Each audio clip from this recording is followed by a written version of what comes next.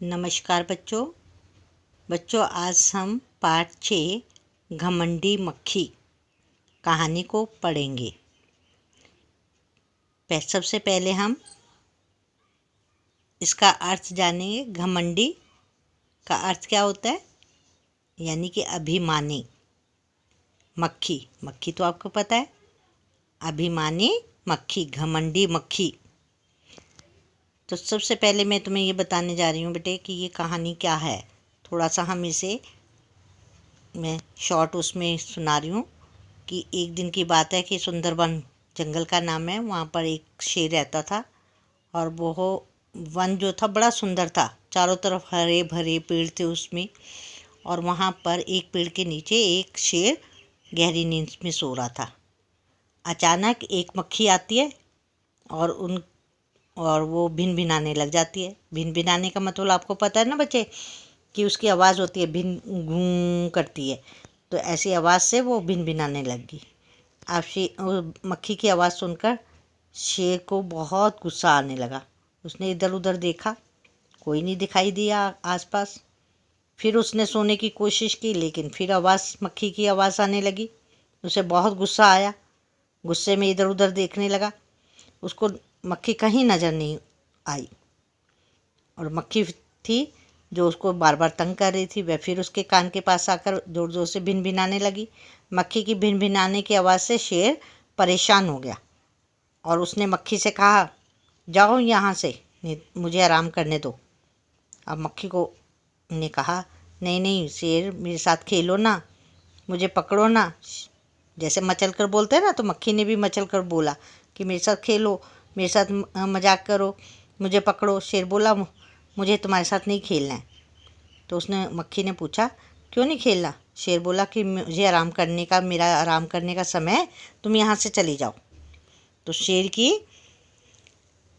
बात सुनकर मक्खी को गुस्सा आ गया और वह बोली कि मैं नहीं जाऊँगी। क्या कर लोगे तुम? तो शेर ने कहा, तुम इतनी सी और मैं तुम्हें मुट्ठी में ही मसल कर रख दूंगा। कि शेर ने कहा कि तुम इतनी सी और इतनी बड़ी बात कर रही हो, क्या कर लोगे? मुझसे ये पंगे ले रही हो? कहता है कि मैं तुम्हें मुट्ठी में लेकर मसल दूंगा, जाओ यहाँ से। तो वह फिर से बोली, मैं नहीं जाऊँगी, क्या कर लोगे तुम? ये कहकर मक्खी शेर के साथ गाल के ऊपर बैठ गई उसके। शेर ने मक्खी को मारने के लिए अपना पंजा मारा जोर से। मक्खी झट से उड़ गई और शेर गाल पर जो है बार बार गाल पर पंजा मारता, मक्खी उड़ जाती। और फिर जो है शेर के गाल पे शेर को अपनी गाल पर बहुत ज़ोर से गाल पर जब उसने मारा तो उसको क्या हुआ, चोट लग गई। मक्खी शेर को परेशान करने लगी। कभी वह शेर के कान में जाकर भिन भिनाने लगती, तो कभी उसकी गाल पर बैठ जाती, कभी उसके नाक पर बैठ जाती। शेर मक्खी को उड़ाते उड़ाते बहुत थक गया, परेशान हो गया, और उसने मारने के चक्कर में शेर को अपने आप को घायल भी कर लिया कि कई जगह पर उसकी शेर को चोट भी लग गई, और चोट के साथ जो है वो घायल भी हो गया। शेर ने मक्खी से कहा, मैं बहुत थक गया हूँ भाई, अब तुम जाओ यहाँ से। मक्खी को लगा कि शेर मुझसे हार गया है। वह उसी घमंड में आगे बढ़ गई, आगे चल दी। उसने कहा कि चलो अब, कि शेर तो मुझसे हार गया है। सामने से जब वो जा रही थी, मक्खी जा रही थी, सामने से हाथी दादा आ रहे थे। तो उन्होंने मक्खी से पूछा, क्या बात है, बड़ी खुश नज़र आ रही हो? मक्खी ने जवाब दिया कि पता है, मैं बहुत ताकतवर हूँ, मैंने शेर को भी हरा दिया है। हाथी मन ही मन सोचने लगा कि ये जो है छोटी सी जो मक्खी है और ये इतनी बड़ी बात कर रही है। तो हाथी जो है हंसने लगा। उसने अपनी सूंड उठाई और मक्खी को नमस्कार कर दिया और फिर बोला, हाँ तुम सबसे ताकतवर हो। क्योंकि हाथी को पता था कि क्या ये बकवास बात कर रही है। तो उसने कहा कि हाँ मुझे पता है कि तुम बहुत ताकतवर हो। अब तो मक्खी का घमंड और भी बढ़ गया और वो रास्ते से निकलने वाले हर जीव जंतु को तंग करने लगी और सभी को कहती कि बचकर जाना, मैं बहुत ताकतवर हूँ। मक्खी जंगल की ओर चलने आगे बढ़ी। उससे अब जो है सामने लोमड़ी मिली। मक्खी ने फिर लोमड़ी से कहा, वही बात कही कि शेर और हाथी मुझसे डरते हैं, मैं बहुत ताकतवर हो गई हूँ। मक्खी की बात सुनकर लोमड़ी को पहले तो हंसी आई, फिर उसने सोचा इस मक्खी को सबक सिखाना चाहिए, इसको ज़रूर सबक सिखाना चाहिए, अपने आप के ऊपर घमंड कर रही है, अपने आप को ताकतवर समझ रही है। तो लोमड़ी ने मक्खी से कहा, पता है वहाँ एक मकड़ी रहती है, वह बिल्कुल भी नहीं डरती तुमसे। वह कह रही थी मैं मक्खी को तो चुटकी में मार दूंगी, मसल डालूंगी उसको। यह बात सुनकर जो मक्खी थी वो आग बबूला हो गई। आग बबूला होना यानी कि उसको गुस्सा आ गया। उसने कहा कि अच्छा वो मुझे ऐसे कह रही है, उसकी इतनी हिम्मत। तो उसने कहा कि मैं पल भर में उसको मसल कर रख दूंगी। लोमड़ी ने हाँ में सिर हिलाया। अब मक्खी ने आव देखा ना ताव और वो मकड़ी के जाले के ऊपर उसने हमला कर दिया। और जाले में जब मक्खी गई तो उस जाले में, मकड़ी के जाले में वो फंस गई। निकलने की कोशिश करने लगी, लाख प्रयत्न किए उसने, लेकिन कोशिश करते करते वो थक गई और परेशान होकर देखकर मकड़ी जो थी वो मंद मुस्कुराने लगी, धीरे धीरे मुस्कुराने लगी कि देखा कितना बेवकूफ़ बनाया। तो यहाँ पर जो है हमें ये शिक्षा मिलती है कि हमें जो है घमंड नहीं, छोटे होने पर घमंड नहीं करना चाहिए, बड़ों से पंगे नहीं लेने चाहिए। तो यहाँ पे पूछा भी है कि अब मकड़ी बाहर निकल पाई? नहीं निकल पाई, क्योंकि आपको पता है कि जाला मकड़ी इतना खतरनाक बुनती है कि उसमें से निकलना बहुत मुश्किल हो जाता है। जो अगर कोई फंस जाती है, ये कीट पतंगे फंस जाते हैं तो उसी में ही फंसकर जो है मर जाते हैं, थक जाते हैं, हार जाते हैं। तो ये कहानी का जो मैंने थोड़ा सा आपको सुनाई है, तो इसको अब हम कहानी को पढ़ेंगे भी और साथ में इसमें कठिन शब्दों के नीचे अंडरलाइन भी करेंगे। शब्दों के अर्थ भी मैं तुम्हें बताती हुई जाऊंगी और साथ साथ में बच्चे आपने जो अंडरलाइन हम करेंगे शब्द, उन शब्दों को लिखने का अभ्यास भी करेंगे श्रुत लेख में, और इनको लिखोगे तो आपकी अशुद्धियाँ ख़त्म हो जाएंगी। तो चलिए सब बच्चे हाथ रखें, उंगली रखें और मेरे पीछे बोलेंगे घमंडी मक्खी। मैं साथ साथ समझाती भी जाऊंगी तुम्हें। एक दिन की बात है। कहानी में जब हम शुरू करते हैं तो हम कोई न कोई बात को हम एक दिन की बात है या बहुत पुरानी बात है ऐसे शुरू करते हैं। तो इस कहानी में भी इसी प्रकार से शुरू किया गया है। एक दिन की बात है। सुंदर वन में एक शेर रहता था। सुंदर वन का नाम है वन, जंगल, जंगल, सुंदर वन जंगल में एक शेर रहता था। सुंदर वन बहुत सुंदर था। कहता जो वन था जिसका नाम सुंदर था वो बहुत ही सुंदर था, बहुत प्यारा था। वहाँ चारों ओर हरे भरे पेड़ थे, कि चारों तरफ हरे भरे हरियाली वाले ऊंचे ऊंचे पेड़ थे, घने जंगल था। शेर पेड़ के नीचे सो रहा था। कहता कि शेर जो था पेड़ के नीचे सोया हुआ था। अभी उसे नींद आई ही थी कि अचानक भिन भिनाने की आवाज़ से उसकी नींद खुल गई। कहता कि शेर जैसे ही सोया था तो अचानक ही उसकी नींद खुली। एक जो है उसको अचानक उसको क्या आवाज़ सुनाई देने लगी, भिन भिनाने की आवाज़ सुनाई दी, और उसकी जिसके कारण उसकी नींद जो थी वो खुल गई। भिन भिनाना जो है यहाँ पर शब्द, ये मक्खी की आवाज़ को हम बोलते हैं भिन भिनाना। तो भिन भिनाने की आवाज़ मक्खी की आवाज़ को बोलते हैं। उसने इधर उधर देखा। किसने देखा? उसने, इधर शेर ने इधर देखा, उधर देखा। उसे आसपास कोई दिखाई नहीं दिया, कहीं पर कोई दिखाई नहीं दिया। इधर उधर देखने पर वह फिर सोने की कोशिश करने लगा। शेर जो था फिर सोचा उसने कि मैं सो जाऊं, कोशिश करने लगा कि सोने की। फिर उसे फिर से भिन भिनाने की आवाज़ सुनाई दी, लेकिन जैसे ही वो सोने लगा तो उसको फिर आवाज़ आने लगी भिन भिनाने की मक्खी की। वह गुस्से से इधर उधर देखने लगा। अब उसको गुस्सा आ गया और उसने फिर इधर उधर देखा कि कहाँ से आवाज़ आ रही है।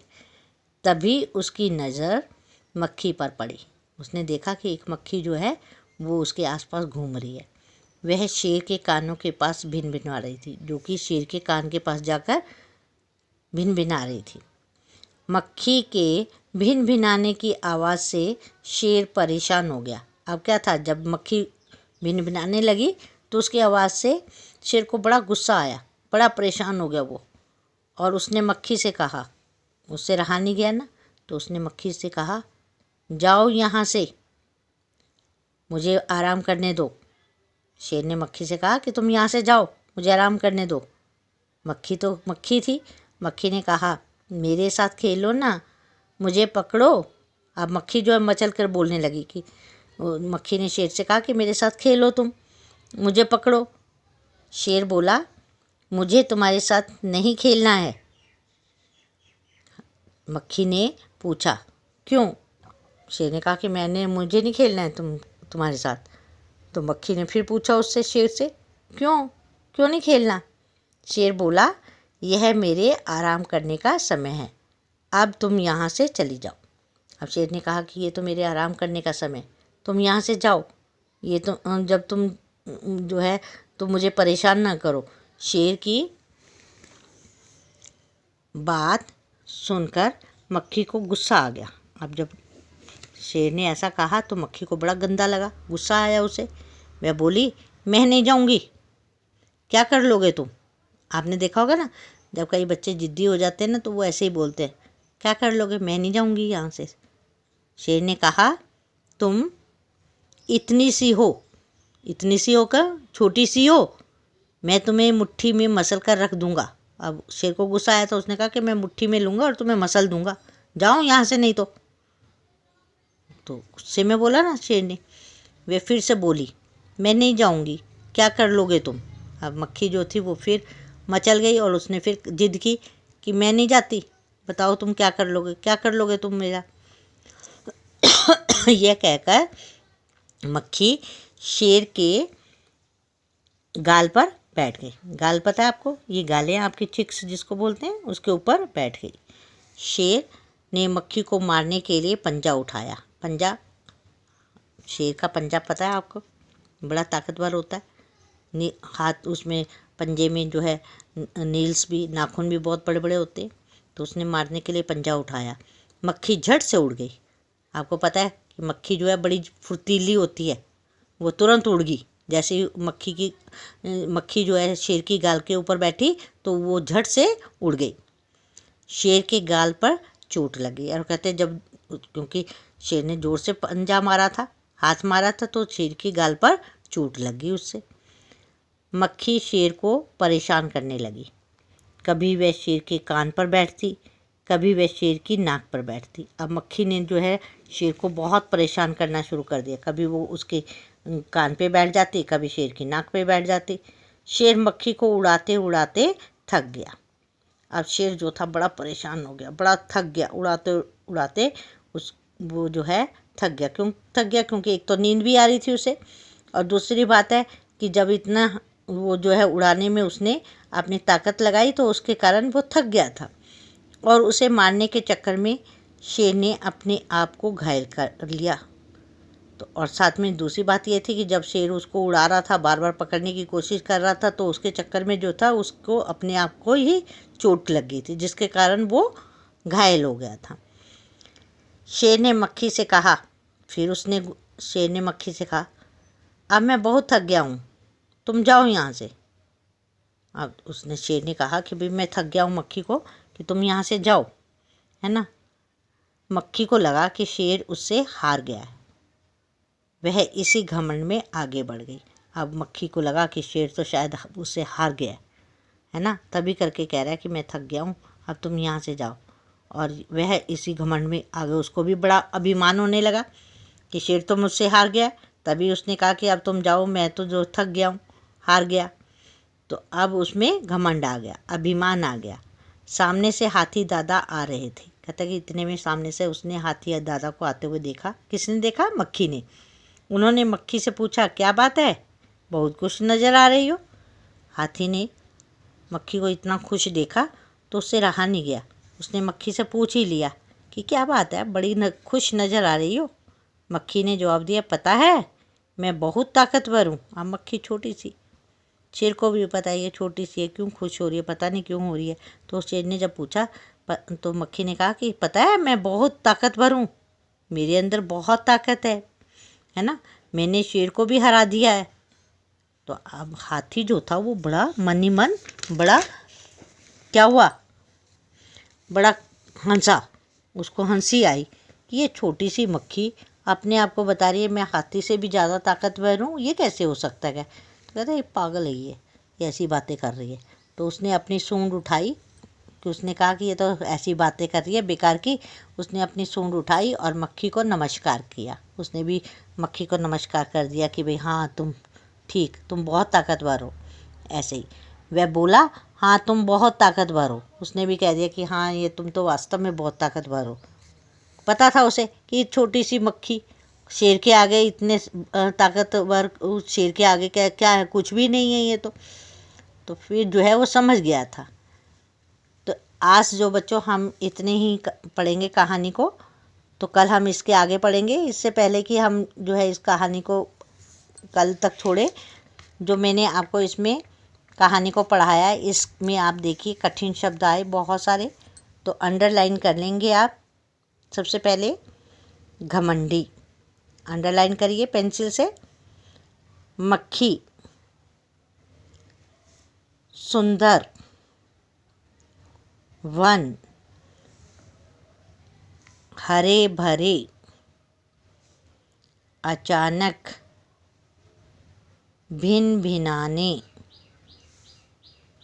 कोशिश, परेशान, गुस्सा, मुट्ठी,